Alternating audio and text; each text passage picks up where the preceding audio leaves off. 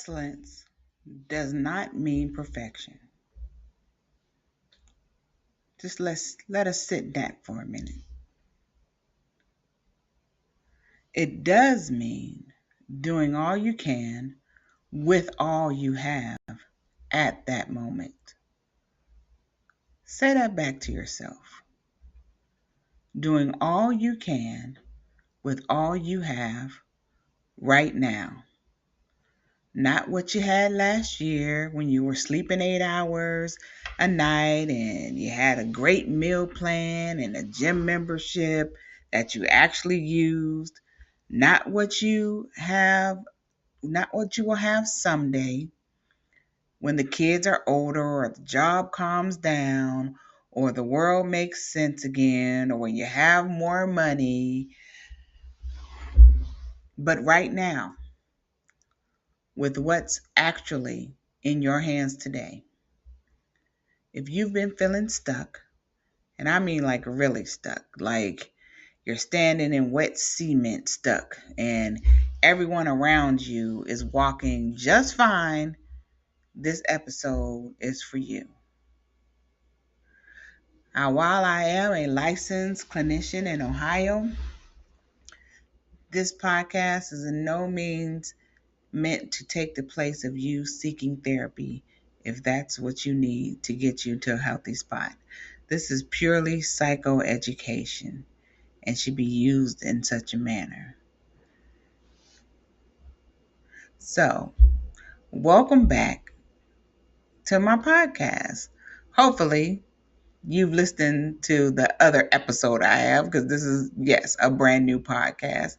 And if you have, I'm grateful. So, welcome back. And if you have not and you're new, welcome, neighbor. I'm really glad you're here, especially if today is one of those days where you're glad to be here, where it feels like a stretch for you. And that's okay. You showed up anyway. That counts for more than people give credit for.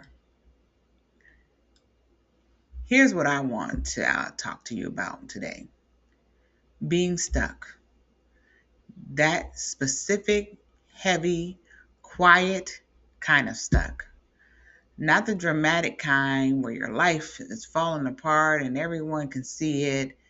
You know, the other kind, the kind we think we hide from other people, that we barely just making it through the day. The kind where everything looks fine on the outside, you're still going to work, you're still answering texts, still showing up, but inside, something has gone stale. It's hard for you to get motivated. It's hard for you to finish things. You feel like you're watching your own life instead of living it. Decisions that used to feel simple now feel like they weigh 400 pounds. That to-do list isn't getting shorter.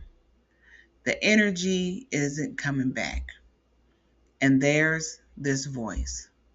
You know, the one that keeps score? It tells you that you should be further along, that you should have it figured out by now, that everyone else seems to have it together, especially when you're comparing lives on social media where people take 5-minute snapshots of their magnificent life and you feel like, why am I not doing that? Why am I not there? Why did I not have those kids? Why do I not have that marriage? And you're the only one treading water. I want to spend the next half an hour doing two things with you. First, I want to help you reframe what stuck actually means and challenge this idea that getting unstuck requires some big dramatic overhaul of your life. And second, I want to give you something to actually hold on to. A repeatable, doable, no excuse practice you can start today, not someday, today. It's simply called the 4 H's. And by the end of this episode, you're going to have 4 small, concrete things you can do starting in the next 24 hours, or hey, if you're ambitious, the next 24 minutes that begin to loosen the grip of that stuck. Let's start with the feeling itself. Stuck rarely announces itself. Nobody wakes up one day and says, well, today I have become a person who is stuck. It creeps in. It's the laundry that's been sitting in the dryer for 3 days because starting the folding seems like starting a marathon. It's the phone call you keep meaning to return. It's standing in front of the fridge hungry and closing it without taking anything out because deciding what to eat feels like too much. It's scrolling for 45 minutes when you meant to check one notification. It's saying, I'm fine on autopilot so many times that you almost believe it. Here's the thing nobody tells you about being stuck. It's not usually caused by one big thing. It's caused by a slow accumulation of small unfinished things, small undone things, small unmet needs stacked so high that you can't see the actual size of any one of them anymore. So your brain, which is a beautiful thing, is trying to protect you. It does something really understandable. It freezes. It sees the signs in you. It reads the sign. Our brain is a magnificent machine because it reads the signs and it says, okay, I'm going to do what I need to do to protect this person. Because when everything feels urgent and overwhelming all at once, freezing can actually feel safer than moving. Because if you move, you might move wrong.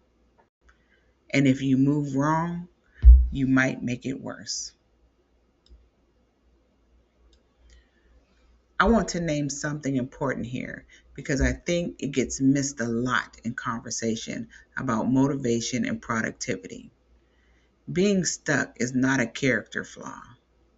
It is not evidence that you are lazy or weak or broken or behind.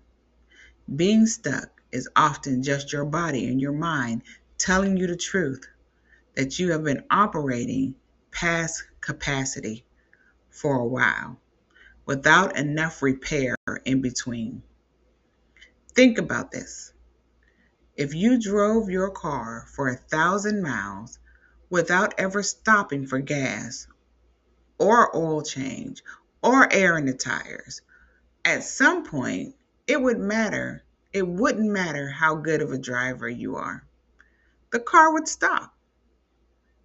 That's not a moral failure of the car. That's physics. And yet, this is the part I really want you to hear. So many of us respond to being stuck by trying to shame ourselves out of it.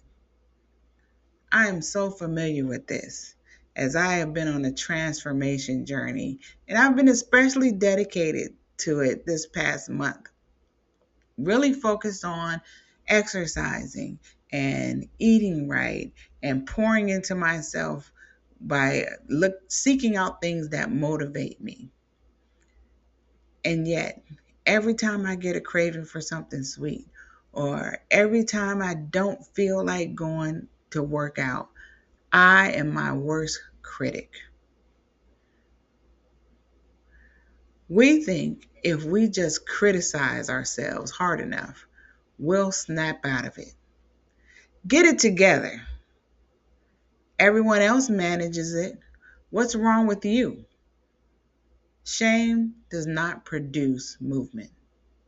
Shame produces more freezing. It's like yelling at someone who's drowning instead of throwing a rope.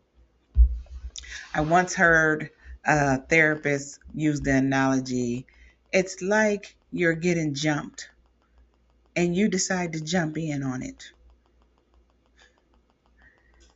When actually, what actually gets us moving again is something gentle and honest, more sustainable, small but doable, repeated consistency without the pressure of getting it perfect. Which brings me to the whole purpose of this episode, reframing excellence.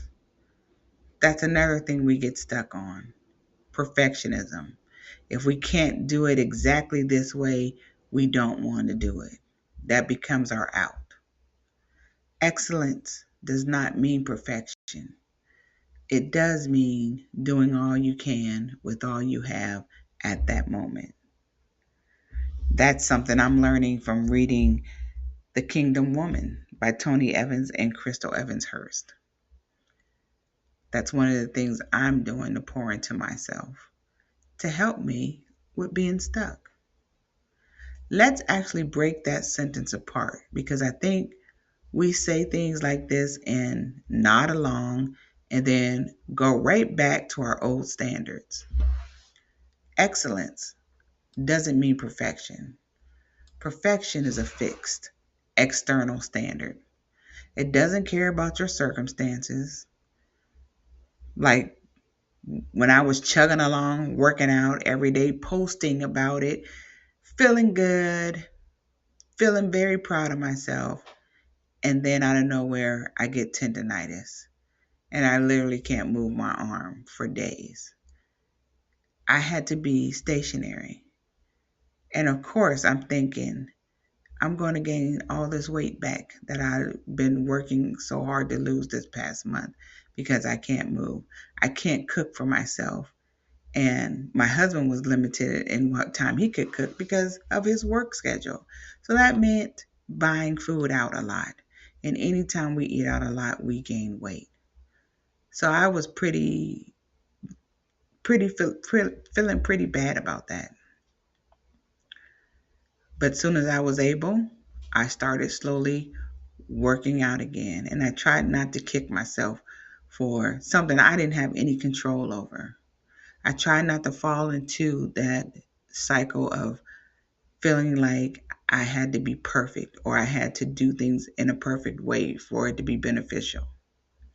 Perfection says the meal should be home cooked from scratch with vegetables you grew yourself.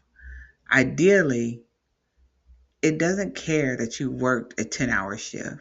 It doesn't care that I got tendonitis and literally could not move an inch without pain. Perfectionism is the same regardless of your context. And that's exactly why it's such a cruel measuring stick. Because your context changes every single day. But perfection never adjusts for that.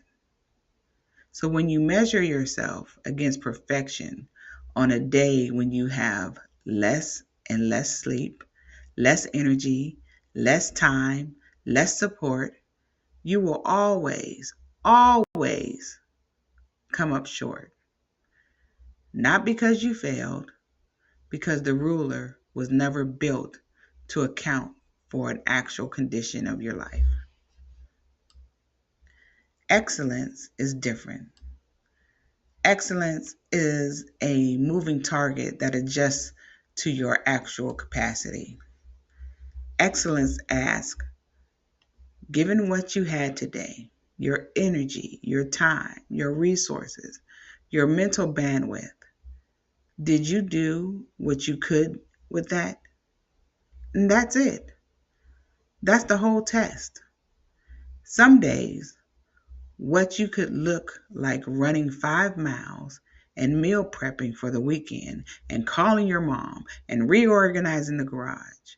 And some days, what you could look like is getting out of bed, taking a shower, and eating something eaten that wasn't eaten standing over the sink at 11 p.m. Both of these can be excellent. Both of these can be you doing all you can with all you have at that moment. The scale is different. The effort relative to your resources is the same. I want you to think about someone you consider genuinely excellent at something. Maybe a coach, a parent, a mentor, someone you admire. I bet good someone that is good at money. That person has bad days too. I bet they've shown up depleted, distracted, running on fumes. Excellence was never about never having those days.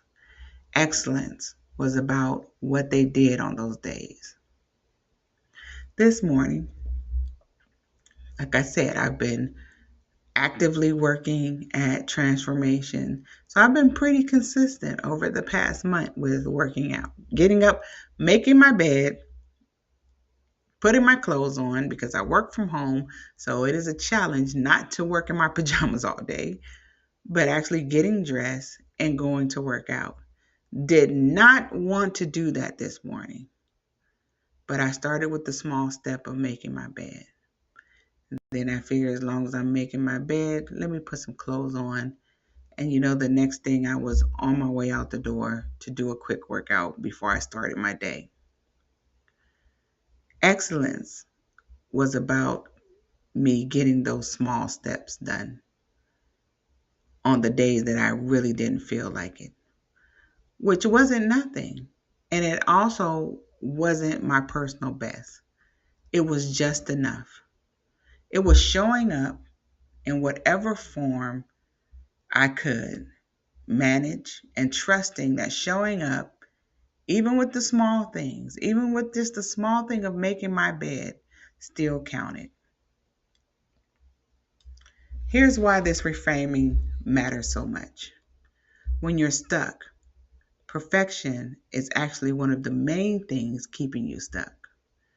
Because if the bar is do it perfectly or don't bother, then on the days you don't have it in you to do it perfectly, which when you're stuck is most days, the brain just says don't bother because this is the agreement you've made with yourself. All or nothing turns into mostly nothing. But if the bar is do what you can with what you have, then there is almost always something you can do. There is almost always a version of the task shrunken down to fit today's capacity. That is still worth doing. That's the doorway out of stuck. Not a leap, a doorway. A door you can actually fit through today. So the practice I'm about to walk you through is built entirely on that idea. Small, repeatable, scale to your actual life, not your ideal life. This is the 4 H's. The framework of the 4 H's is 4 categories, and each day, your only job is to do one small thing, just one, in each category. Not a project, not an overhaul, just one thing. The 4 H's are house, health, heart, and happiness. One thing for your house, like a small chore, something that makes your space feel a little more cared for. For me today, that was making my bed. One thing for your health, like cooking something at home or moving your body in some way. I did that today by getting out and exercising. Actually, I had a double whammy in that category because I actually cooked at home yesterday and we had enough for leftovers today. One thing for your heart. Finding something that motivates you, that reconnects you to a reason, a person, a purpose. Like I said earlier, I've been reading The Kingdom Woman, so that's my heart connection. I've been combining that with the Bible study that I do on a regular basis, and that's my connection. And then finally, one thing for your happiness, something that is just for you, not productive, not for anyone else, just something that makes you smile. Right now, I'm really focused on developing my business. So that's my happiness. Whenever I can create something like this podcast that goes to growing my business, I am happy because I know I'm investing in myself. Here's why this works when big goals and 5-step morning routines don't. It's small enough to actually do on your worst day, and it touches 4 different parts of your life that all tend to go quiet at the same time when you're stuck.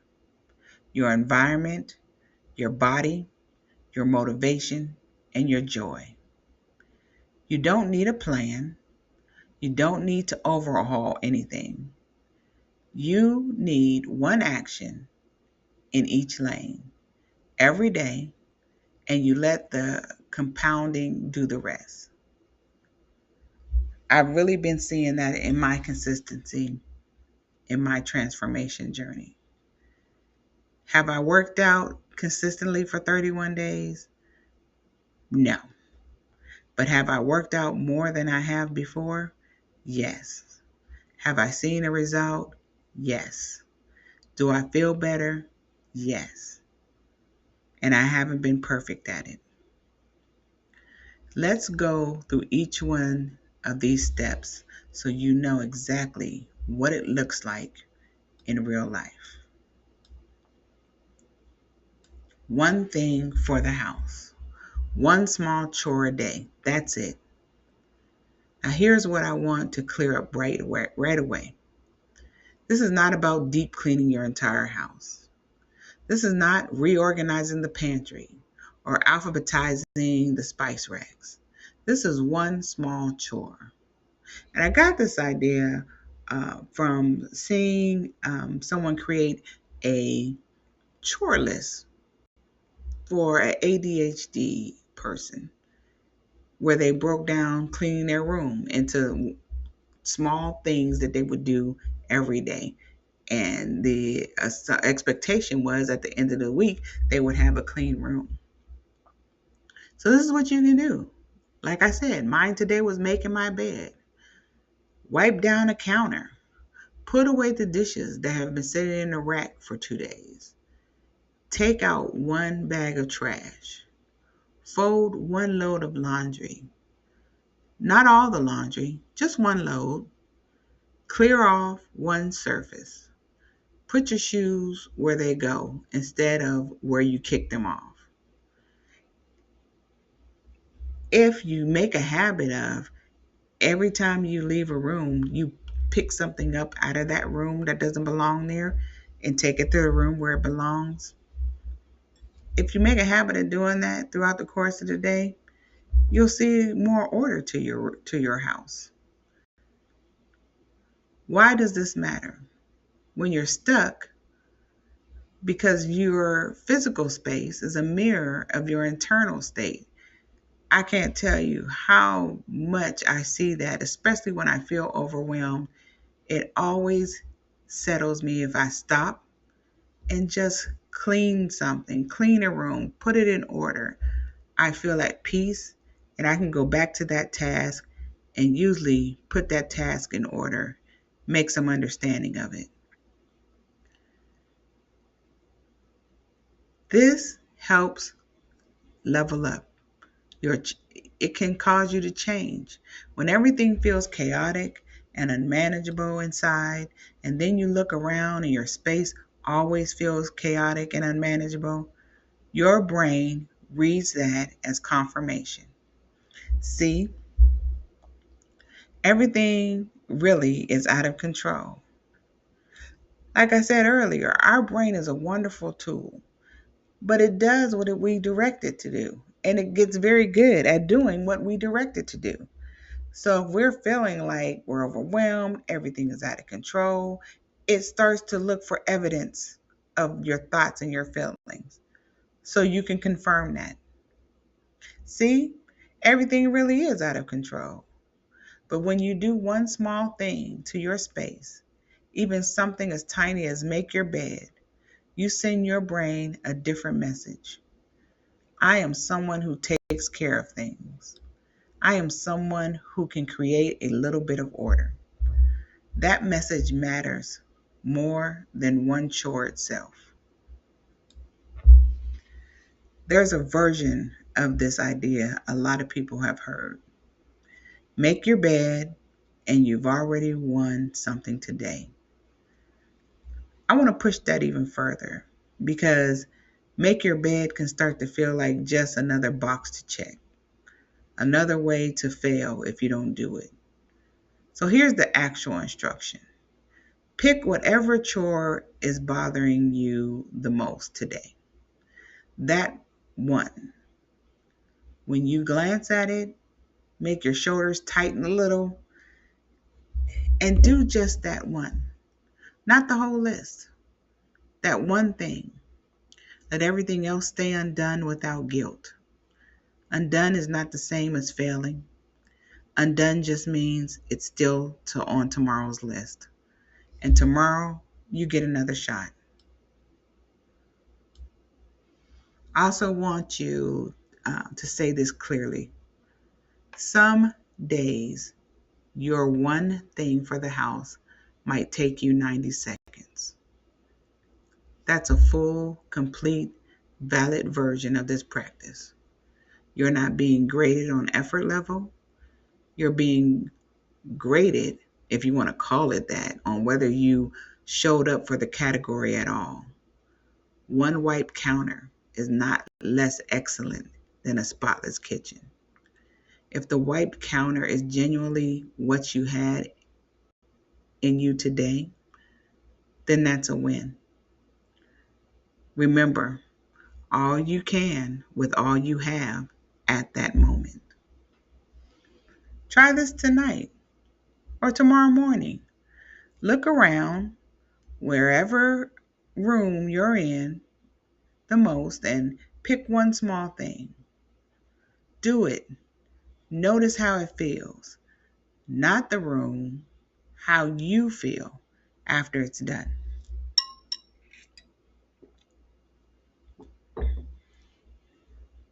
The second H is health.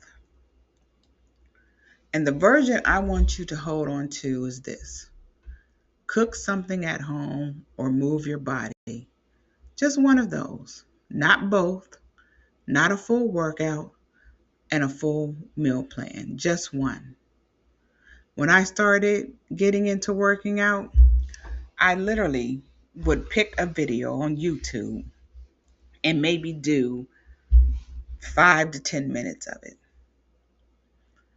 5 to 10 minutes was all I had at that time until I can make it past that.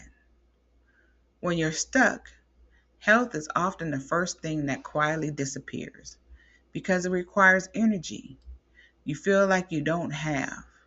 It gets crowded out by everything that feels more urgent. And I want to name something honestly here. Takeout and delivery apps and skipping movement altogether aren't moral failures. They're often survival strategies for a season that's asking a lot of you. This isn't about guilting you into meal prepping 5 days a week or running a 5K. This is about one small act of care for your body once a day. Cooking something at home doesn't mean a Pinterest-worthy dinner with 4 components. It can mean scrambling 2 eggs. And for me, that is often an accomplishment because of my busy schedule. or because of those times it's hard for me to make a decision and eggs are always my go to. It can mean putting rice in a rice cooker and calling it done. It could mean it could mean cutting up an apple instead of grabbing a bag of chips on the way out the door. The value isn't in the culinary achievement. It's in the act of pausing long enough to prepare something for yourself, which is a small but real way of saying, I matter enough to feed intentionally, not just to survive on whatever is the fastest, which, be honest, a lot of us, that's what we do. In all my working to transform, I've fallen to this a many a time because I just didn't have it in me to go home and prepare something. And then I regretted it after I did it. Especially, when you go somewhere to get something fast and it's not even good. I feel like I really wasted it. Now I undid all the thing that I did to work out. And now this isn't even good. With movement, it's the same principle. This is not go run 5 miles. Nobody's expecting you to be able to do that. And if you can do that, God bless you. This can be a 10-minute walk around the block. It can be a stretch on your bedroom floor while a show plays in the background. It could be dancing in your kitchen for one song while dinner is on the stove. It could be taking the stairs instead of the elevator and noticing that you did. The goal is reconnecting with your body, not training for a marathon. Stuck often comes with a kind of disconnection from your body. You live entirely in your head, in your to-do list, in your worry, and movement, even small movement, brings you back into the physical present. It reminds your nervous system that you're not actually frozen. You can move. You did move. Here's your permission slip, because I think people need to hear it explicitly.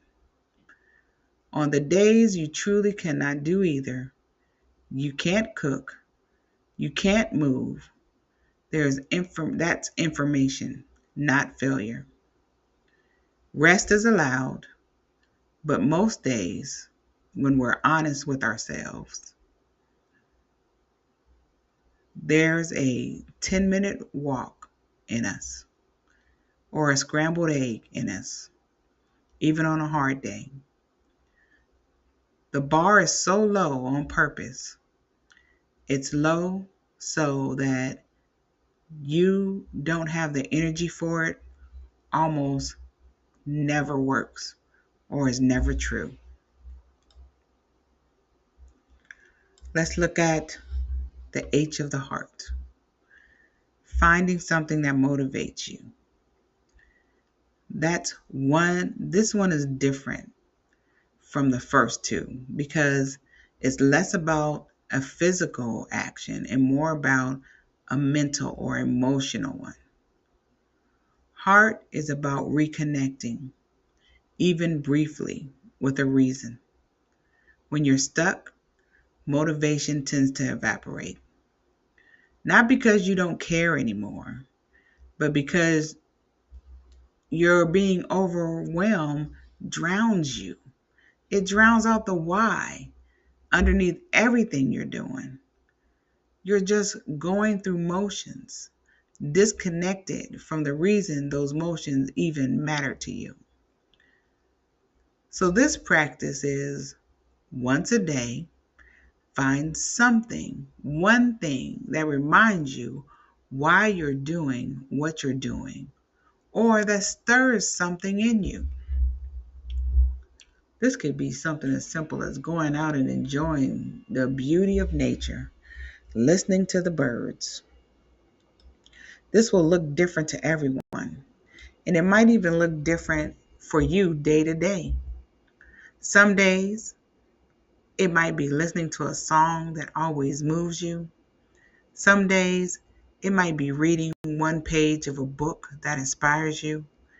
It might be looking at a photo of your kids or even your younger self, or the place you're saving up to visit. It might be watching a 2-minute video of someone doing something you admire. It might be writing down one sentence about why this season, hard as it is, matters to you. The point isn't to manufacture a burst of motivation out of nothing.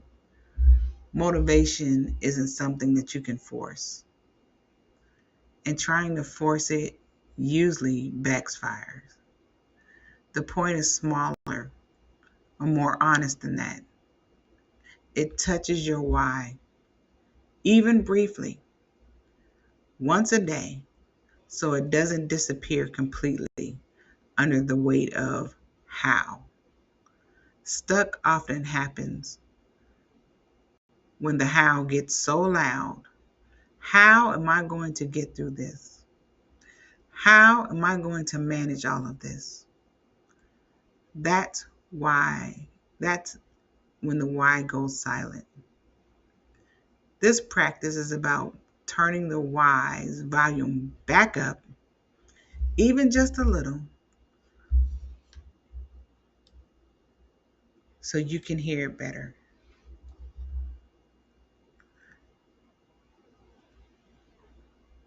Like I said, for me, some mornings before I even look at my phone, I'll put a song on that reminds me of a specific memory. Right now, Let 'Em Know by T.I. has me in a chokehold. I hate to say it, but I can put that song on and I feel like I can do anything. It's nothing complicated. I just put that song on and I automatically feel my blood start pumping. That's it. Some days it barely moves the needle. Other days it's the one thing that gets me out of my own head enough to actually start my day instead of just enduring it. You won't know which kind of day it is until you try it, but you have to actually do it. Thinking about doing it doesn't count. Actually, pressing play does. And then finally, the last of the 4 H's is happiness. In some ways, the one people skip the fastest is happiness. Something that is just for you, that makes you smile. Notice the wording here because it's specific and matters just for you. Not for your kids, not for your partner, not for your job, your image, your goals, or your growth.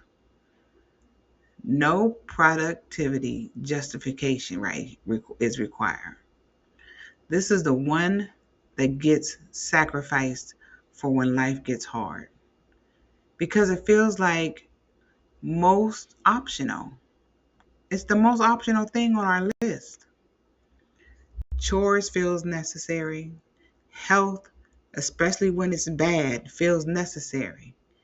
Even motivation feels necessary because it fuels everything else.